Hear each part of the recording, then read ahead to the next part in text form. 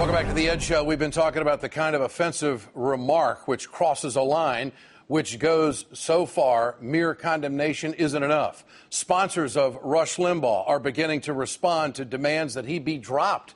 The response of Republican lawmakers has not been what it should be, sadly, because they're scared of this guy. His microphone is pretty big. But Democrats have been clear on the matter. The Democratic Senatorial Campaign Committee has an online petition to demand an apology from the broadcaster. The Obama campaign senior strategist David Axelrod said Rush's vile, appalling assault on Sandra Fluke deserves universal condemnation. How can folks who call themselves leaders walk away?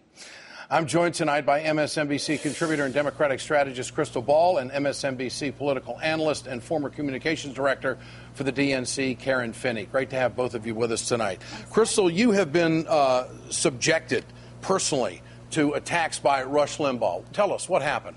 Well, during my campaign for Congress in 2010, some right-wing bloggers issued some party photos of me that went viral. And, of course, this is a time-honored tradition of a way of degrading women, painting them as sluts, to undermine their credibility and to silence their voices, as Sandra Fluke said herself. And, of course, Rush Limbaugh jumped on that bandwagon attacking me. So I've been there, and I've seen what it's like to be raked through the coals the way that Sandra is, which is part of why I've had so much, I think, passion around this issue, because I don't want to see any woman have to go through what I went through and what Sandra's going through now. So if you run for Congress, or if you even go testify on Capitol Hill, you run the risk of being trashed by Rush Limbaugh. That's what it comes down to. Mitt Romney was asked about the Limbaugh remarks tonight. Here's his response.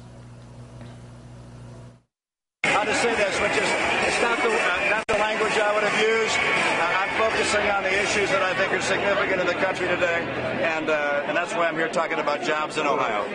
Karen Finney, is this a problem for the RNC? Is it a problem for the Republicans, and especially the candidates like Rick Santorum? And there you saw Mitt Romney saying it's not the language that he would have used. What about that?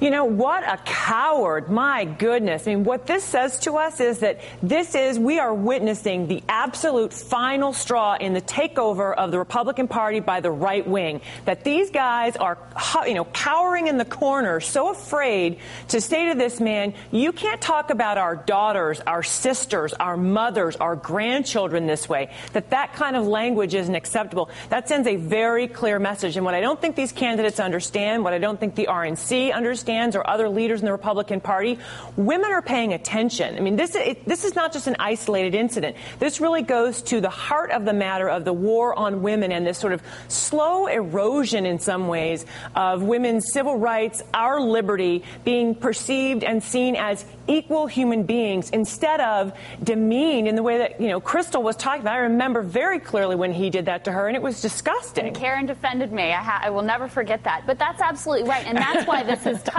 such a nerve with women, because we've had one thing after another. And I think on this issue, Rush did not realize what he was stepping into. And Ed, as you were pointing out, he also doesn't understand the age of social media that we are living in. Well, I want to talk about that. Yeah. Is the power of the social media a big threat to Rush Limbaugh right now? Karen, what do you think? It is, but I think, Ed, we've got there's two parts to this, right?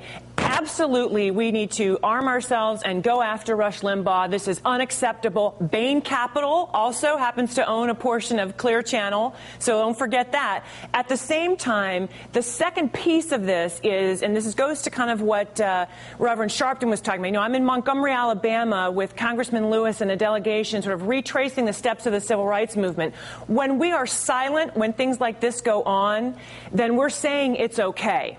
Part of what we have to do, the men in our lives and women need to stand together and say, this kind of language is not okay. It is not okay to have these kind of attitudes about women. I don't want young girls thinking that this is an okay way for them to feel about themselves. Yeah. I don't want the boys that they might date to think that's an acceptable way to treat women. Well, on the campaign trail, we've seen on numerous speeches that Rick Santorum has had his daughter up on the stage. I wonder how he would feel if a liberal broadcaster were to call his daughter a slut or a prostitute, or even start asking questions about and making assertions about her sexual activity, if there is any. But Santorum said the comments by Limbaugh were absurd. Crystal, your response to that?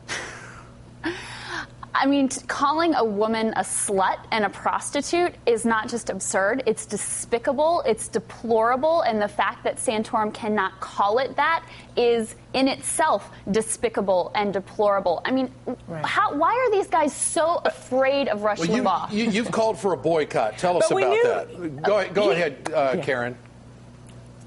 I was just going to say, I mean, again, these men are cowards. They are such cowards. Why won't they stand up to Rush Limbaugh? I mean, Ed, you know this very well. Lots of times. This is not the first time that Rush Limbaugh has gone beyond the pale, and these guys never speak out. Why? Because they're afraid of him. It's the same reason that so many of these Republican members are afraid that they're going to be primaried by the Tea Party folks who listen to this guy. Crystal, tell us about the boycott effort.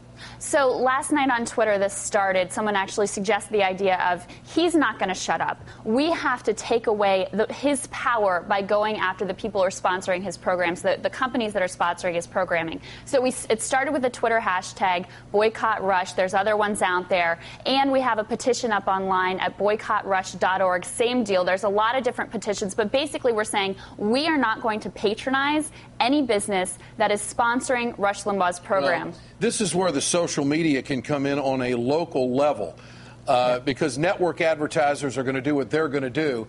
But if station managers start losing local advertisers, they're going to be thinking twice about whether they're going to be carrying Limbaugh's program. Crystal Ball and Karen Finney, I want you to stay with us, because just moments ago, Bill O'Reilly has made shocking comments about Sandra Fluke, and I want to get your reaction. We'll be right back. Stay with us.